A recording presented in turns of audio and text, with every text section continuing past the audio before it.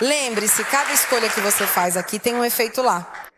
Quando você abre o coração para Deus, as coisas começam a acontecer. Mas não se pode viver uma fé pela metade.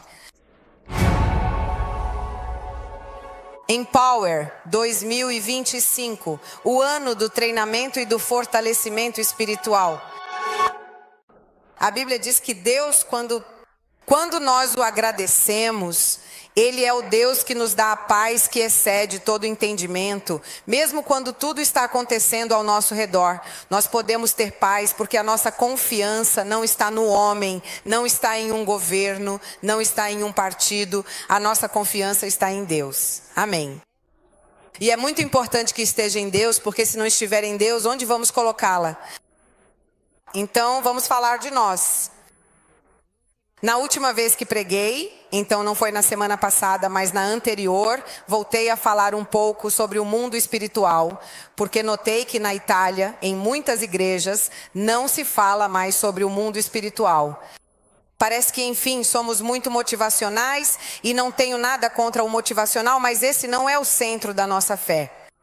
A nossa motivação é Jesus e o motivo da nossa fé é Jesus.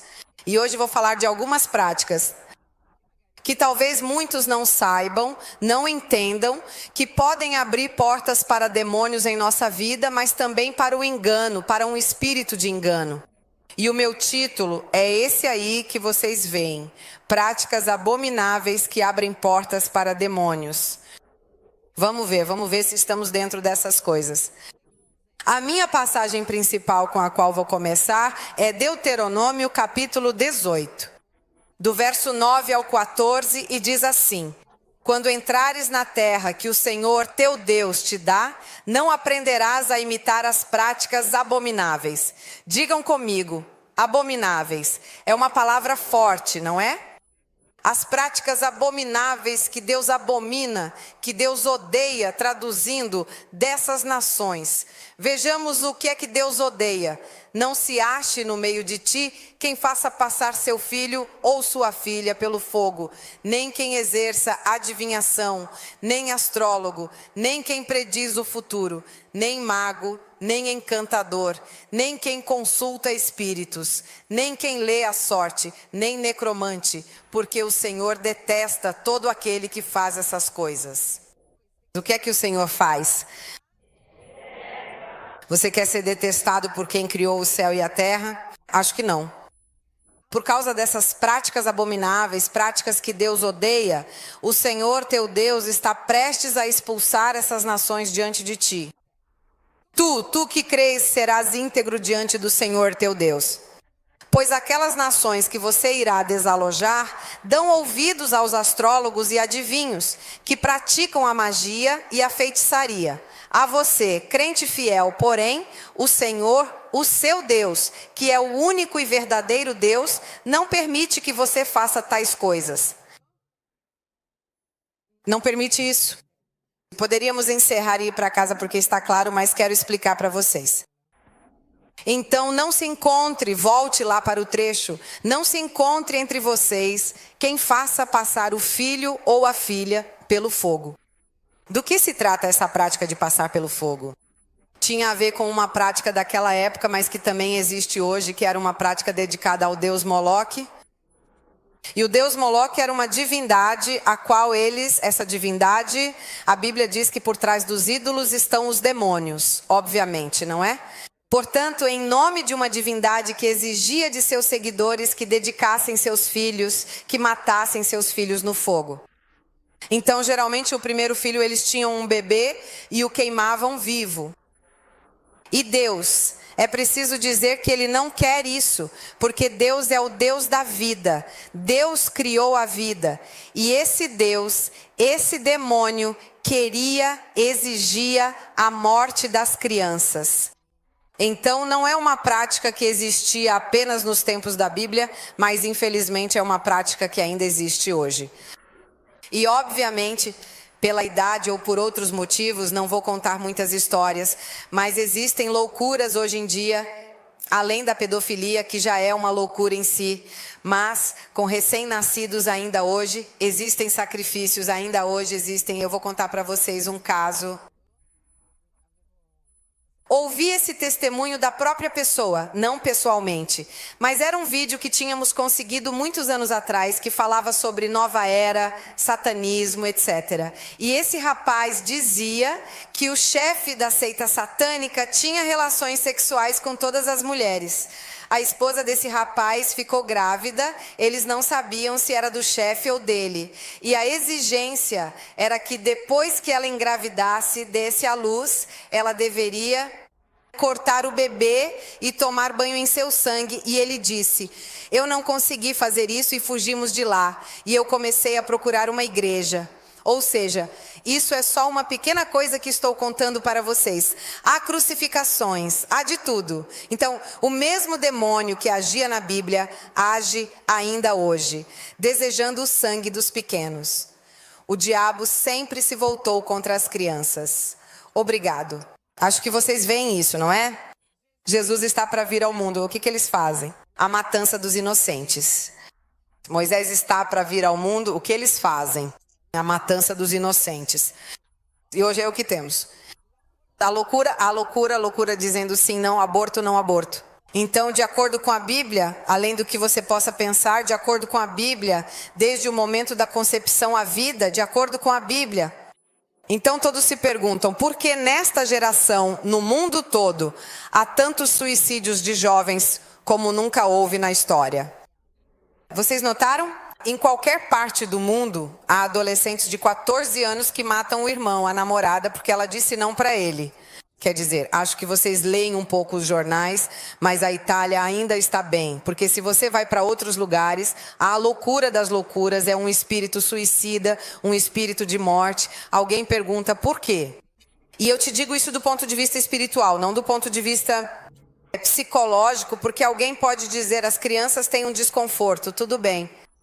Do ponto de vista espiritual, quando você pratica a morte, seu ventre se torna um túmulo e não um lugar que gera vida. Você abre uma porta no mundo espiritual para espíritos de morte. E nós já estudamos isso, que isso não recai sobre você, mas sim sobre as gerações após você. E assim você acaba afetando a vida dos seus filhos. Filhos, você pode pensar que não seja assim, mas essa é a explicação bíblica, ou seja, você está abrindo portas do inferno para que espíritos de morte entrem na sua família, e se não entrarem na sua vida, entram na vida dos seus filhos. Por isso, desde que o mundo liberou tudo, começamos a ver espíritos de morte em nossos filhos como nunca vimos na história. Ah, mas há uma explicação científica? Não há científica, mas há espiritual. Na Bíblia está explicado exatamente assim: atos naturais geram consequências espirituais. É assim. Atos naturais, digam comigo, atos naturais, nem tão naturais assim, geram consequências espirituais. Portanto, Deus Deus é completamente contrário a qualquer tipo de sacrifício, completamente contrário a qualquer tipo de aborto. Deus é contrário porque Deus é o Deus da vida. E lembremos, não é normal tirar a própria vida, porque nós tendemos a proteger a vida. Nós fazemos de tudo para nos salvar, nós fazemos de tudo para permanecer. Uma pessoa normal preserva a vida, sim ou não? Claro. E depois, do ponto de vista psicológico, deixando de lado como se Deus não existisse, não existe uma mulher que tenha feito um aborto que com o tempo fique tranquila com isso. Podem dizer o que quiserem, eu sou um pastor, eu ouço as pessoas nos bastidores, ninguém se sente confortável com isso, é um sinal que te deixa para sempre com algo aqui dentro.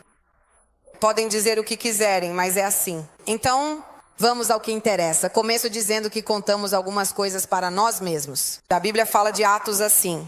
Deus é completamente contra. Hoje em dia, existem, não sei se lendo nos metrôs, não acredito, mas pode até ser, sacrifícios para poder, não sei, pegar o sangue da criança, ficar mais bonito, não importa. É uma loucura. E há um ataque contra a vida dos nossos filhos como nunca houve antes. Nunca houve tantos casos de pedofilia como neste período da história. É uma loucura. Tanto que antigamente os pais permitiam até que a criança fosse à casa do amiguinho. Hoje não façam isso, não tem como, não se pode fazer porque nós não sabemos. Ah, mas pode acontecer, a maioria dos abusos acontece dentro da família, mas pode acontecer também lá fora. Então, atenção com seus filhos. Deus abomina quem faz essas coisas, Ele detesta porque Deus é o Deus da vida. Deus quer proteger e cuidar dessas crianças e a Bíblia diz claramente que os anjos delas estão constantemente diante do trono de Deus dia e noite, intercedendo por elas. Isso significa que Deus não diz que cada criança tem um anjo da guarda. Isso não está escrito na Bíblia, mas está escrito que existem anjos delas que contemplam o rosto de Deus. E eu acredito que mesmo diante dessas coisas absurdas, de alguma forma, Deus e sua presença estão ali para proteger o coração delas da loucura que está acontecendo. Então Deus odeia, digam como Deus odeia todas essas coisas. É um espírito que passa de uma geração para outra. Então, na época de Moisés, Moloque agia através do sacrifício de crianças. Por isso, quando você lê a Bíblia, às vezes há coisas que nós não entendemos. Por exemplo, quando alguém lê o Antigo Testamento, começa a dizer, mas é cheio de sangue, e Deus mandou exterminar um povo inteiro. Enfim, o Deus do Antigo Testamento, quem já ouviu isso? Pois é, porque nós não sabemos de nada, então falamos. Toda vez que Deus diz para exterminar uma geração inteira, sempre é porque aquele povo é idólatra de Moloque. Porque estamos falando de povos bárbaros, estamos falando de mais de 2.000 anos atrás, 4.000, 5.000 anos atrás. Esses povos, se você os deixasse vivos, os filhos tentariam recuperar a tradição ou a cultura dos próprios povos. E então você encontrará algumas vezes em que Deus diz, guerra, olha, salvem todos e tragam aqui para Israel, como nas guerras eles servirão para vocês, fiquem tranquilos. Há outros casos em que ele diz, exterminem tudo, porque ele queria exterminar uma cultura. A cultura era esta. Todas as vezes que você encontrar Deus dizendo extermine tudo, é porque Ele quer exterminar a cultura do sacrifício humano. Por isso você encontra as vezes que Ele diz, estamos em guerra, não importa, pegue as coisas deles, eles ficam conosco. E outras vezes em que Ele diz não. Amém? Deus é o Deus da vida, diga-me como é Deus. Ele é o Deus da vida. Viemos para garantir que ninguém que pratique adivinhação seja encontrado entre vocês. O que é? Essas são pessoas tentando, adivinhando coisas. Alguns leem, não sei, café, borra de café, mãos, horóscopos, falaremos disso em breve. As mãos, faça 4 pulos na frigideira. Existem várias coisas que as pessoas fazem. No Brasil usam até conchas, lemos, aqui também se usa, não é? Porque trouxeram assim. As conchas, o tabaco, cada cultura tem a sua. E alguém diz, sim, mas para saber o quê? O que querem saber? O futuro.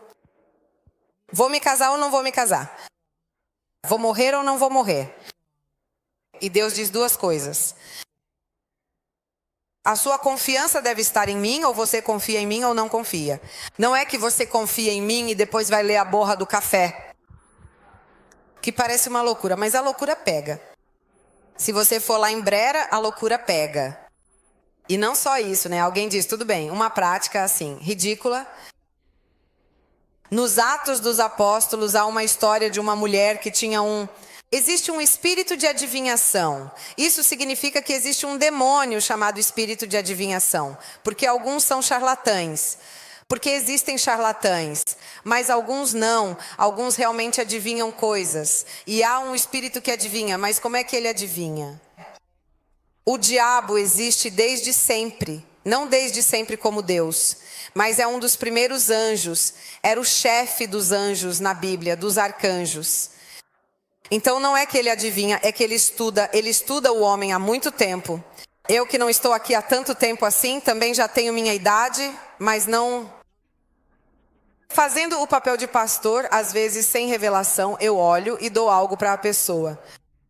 E eu me olho e me pergunto, foi Deus quem te disse isso? Se eu digo não, é experiência. Uma vez celebrei um casamento e essa mulher tinha tido uma vida sexual superativa quando jovem. Ele não, porque era crente, menos quase nada. Ela se casa, vem até mim e diz, meu Deus, casei com esse aqui. Enfim, ela não estava feliz. Sexualmente percebemos isso logo de cara. E eu disse para ela, calma, ele só precisa de um pouco de experiência e você tem de sobra. Ela volta depois de alguns meses e diz, você é um gênio, pastor, mas foi Deus quem te disse isso? E eu digo, não, foi a experiência que me disse. Ouvindo tantos casos parecidos, você já sabe como dar uma resposta.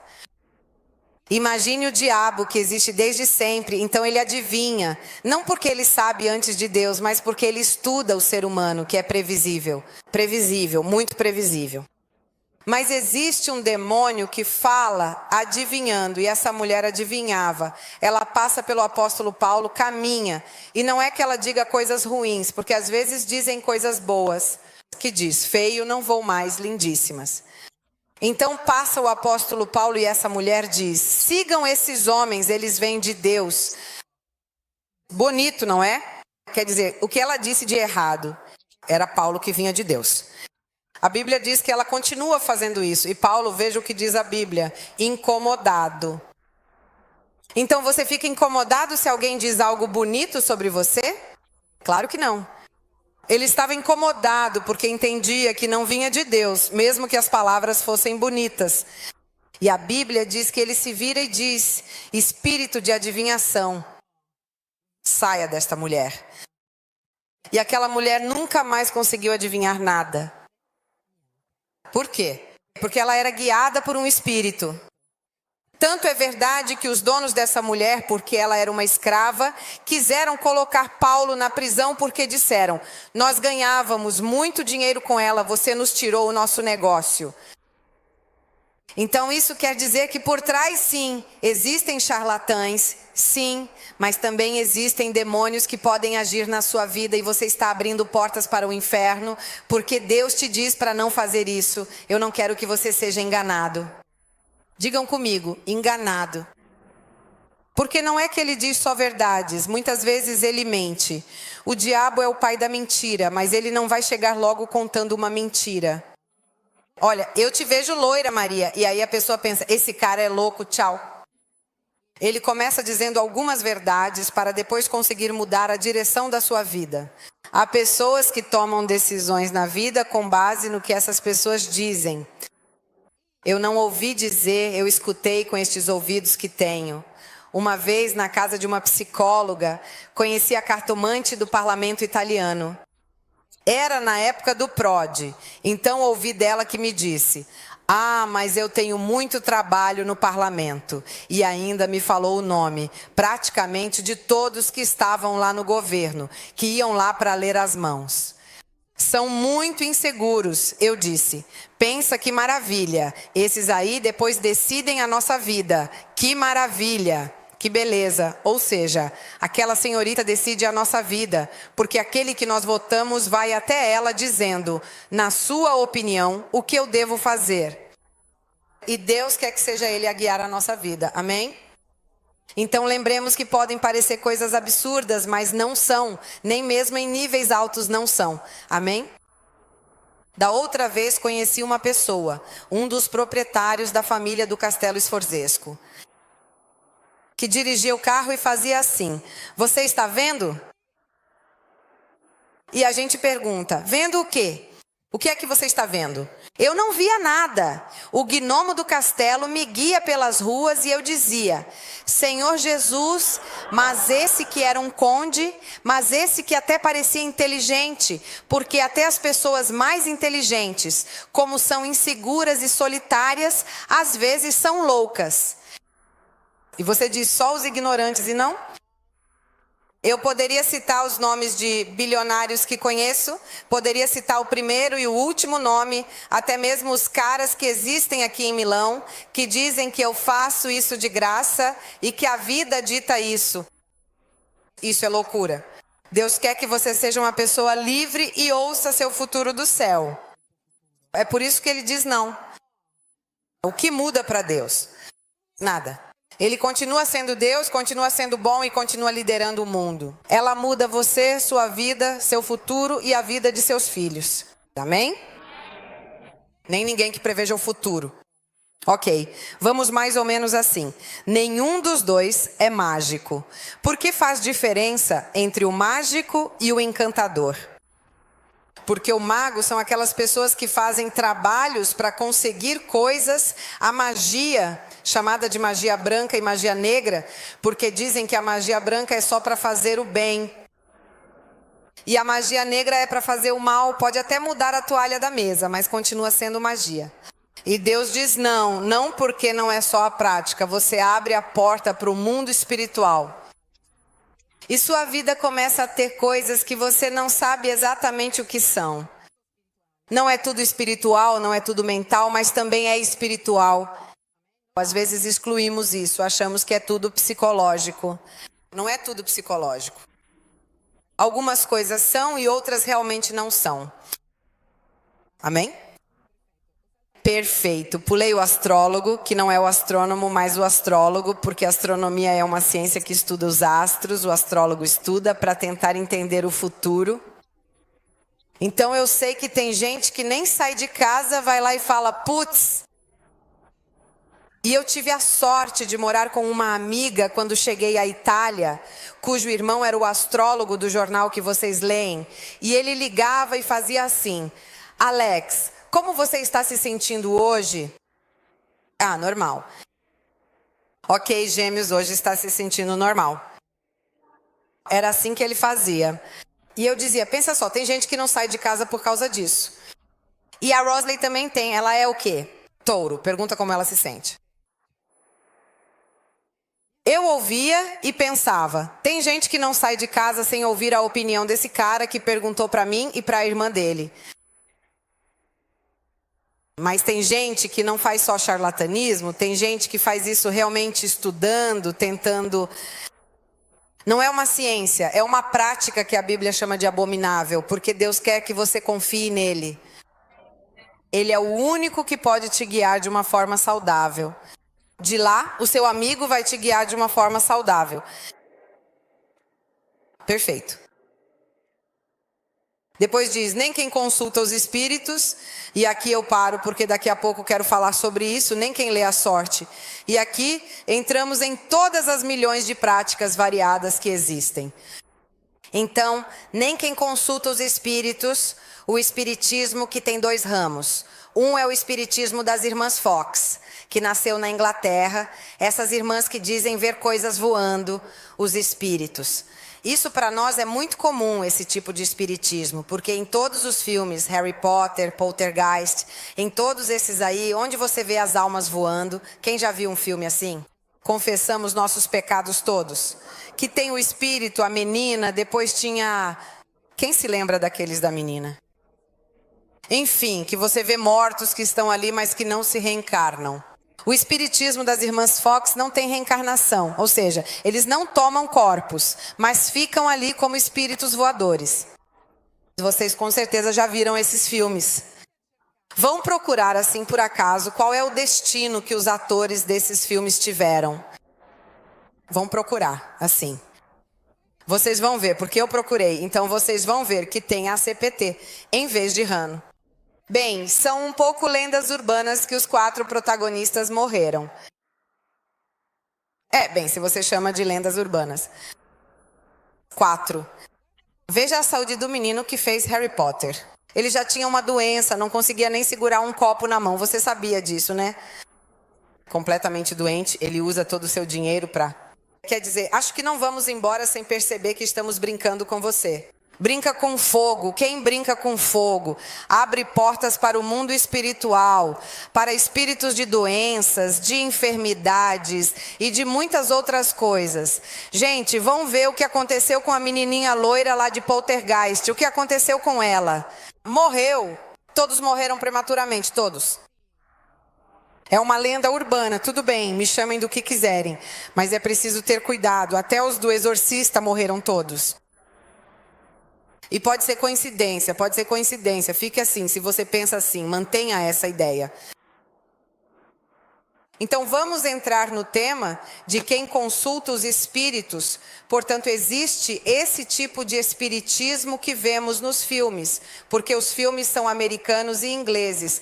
E é esse tipo de espiritismo que vemos na América e também na Inglaterra. Depois há o espiritismo reencarnacionista, ou seja, você morre e reencarna, que vem da Índia, do hinduísmo, etc., e que possui várias fases.